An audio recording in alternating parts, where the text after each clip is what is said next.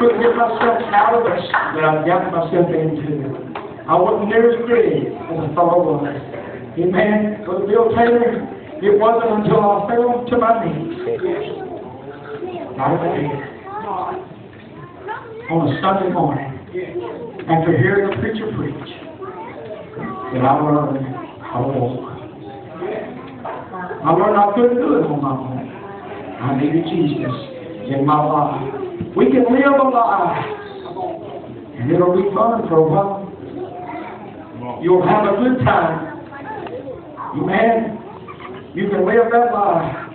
Amen. But there'll come a time in your life that you'll hit rock bottom.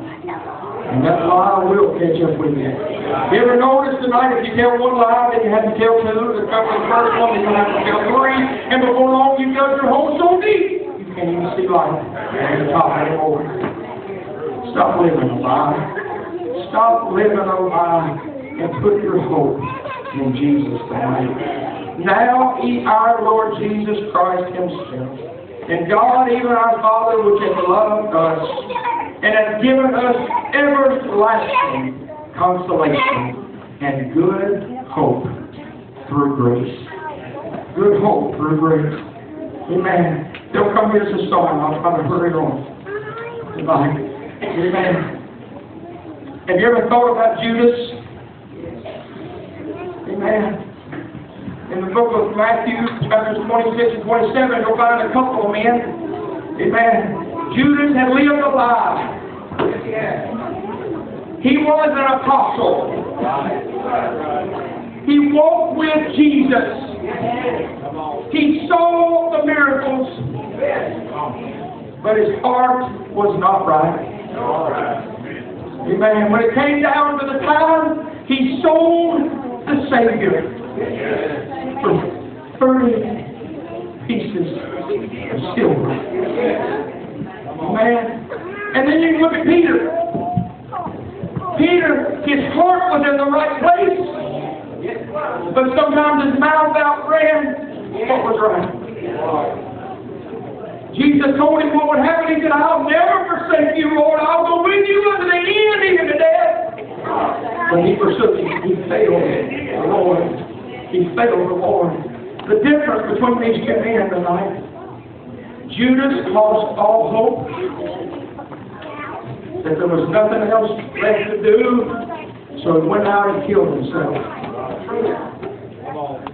He went out and took his own life. Why does a man commit suicide? Why does a young boy or young girl in the prime of their life even think about taking their own life? It's because you lost all hope. It's because you can't see hope in anything. But look at Peter. Peter, when he heard that rooster crow, went out and wept bitterly. He was sorrowful. He wept. And somewhere, brother, he had hope. He had hope.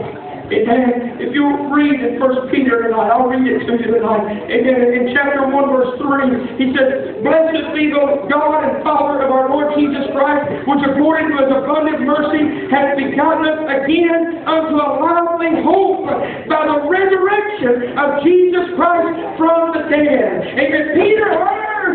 Peter didn't just give up all hope and quit. Sure, he went out and wept bitterly. Sure, he failed the Lord miserably, but he kept a hold of a little bit of hope. And then when he heard that Jesus was no longer in the grave, when he heard that the resurrection had took place, hope revived in him. He was born again. Hope revived.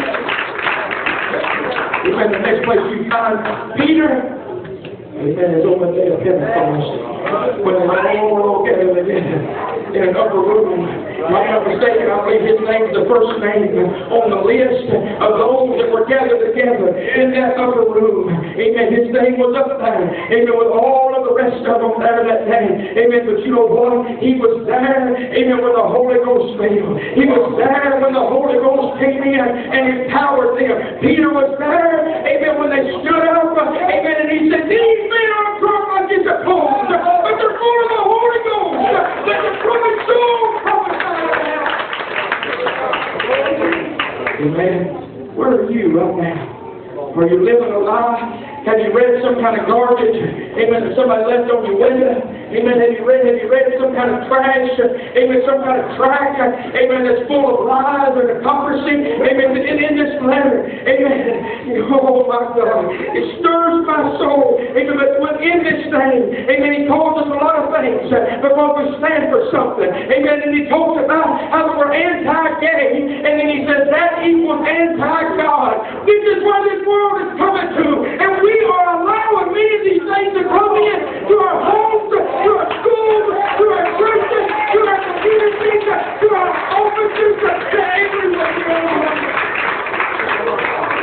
Are we living a lie? Or are we really putting our hope and our trust in Jesus? I'm telling you tonight, if you're backsliding, if you're away from God, amen, if you've been living a lie, if you believe some lie, I'm trying to expose the lie tonight so that you might see the truth of the love of God, that you might know Jesus is coming back after His church that has made herself ready, amen, that has washed their garments in the blood, made them white as snow, without spot, without wrinkle, ready to leave this world. Are you ready to leave this world? Stand to your feet. Stand to your feet. Come. Come to life. Come to life. Come to life.